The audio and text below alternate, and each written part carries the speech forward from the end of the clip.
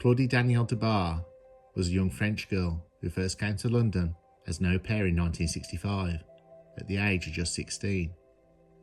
Attracted by swinging London lifestyle, she returned a few months later hoping to become a model, but instead she descended into the dangerous drug culture of the time. To pay for her addiction, Claudie became a club hostess, a card-carrying member of the Chelsea demi-monde. She was known for a large blonde wig and extremely short skirts. On the 19th September 1967, Claudie went partying at various London clubs.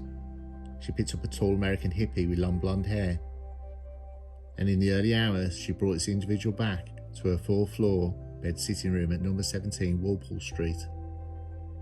The following morning, Claudie was found dead on a divan, murdered by repeated heavy blows to the head from a blunt instrument. There was considerable newspaper publicity about the murder of Claudie Delbarre, since she was young and quite attractive. Although she was referred to as a model, revelations about her life were released at regular intervals. Some photographs of her taken by the celebrated Chelsea photographer John Bignell were used as illustrations.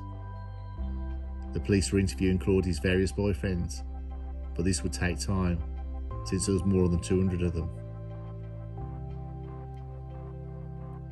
In a vital breakthrough, it was found the other prints matched those of American hippie Robert Lippman, who had previously been arrested for possession.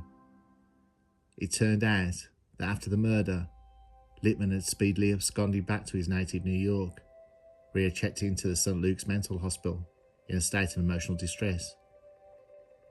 Lippman came from a wealthy New York family. He had once been an estate agent, but became an alcoholic and an addict. Since there was solid technical evidence against Lippman, he was extradited to London in May 1968 to stand trial at the Old Bailey for the murder of Claudie Delbarre.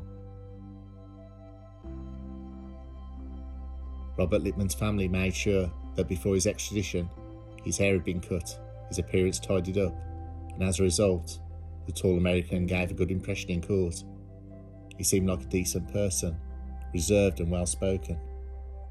A high-quality legal team had been briefed to defend him, led by the celebrated David Napoli, a veteran solicitor who knew all the tricks of the trade.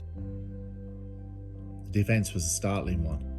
Robert Lippman and Claudie Delbarre had a bad trip, imagining himself to be fighting huge snakes somewhere in space. When Lippman recovered, he was horrified to see that thrashing about during his trip, he had accidentally killed Claudie. Amazingly, the jury accepted this argument, and Lippman got off with just 6 years in prison for manslaughter. The life of young Claudie Delbarre was clearly not valued particularly highly. There are two versions of the latter of the career of Lippman.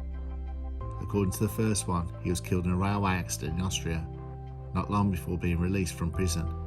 According to the other version, his wealthy family helped him to change his name and set up a new career for himself, and he lived happily ever after, still being alive today. Walpole Street, full of seedy bedsits back in the 1960s, is today a fashionable Chelsea street. The tall houses have mostly been subdivided into flats. The spectre of Claudie Delbarre and Chelsea good time girl with her blonde wig and short skirt seems to have faded away, as that of the skulking hippie who brutally ended her young life.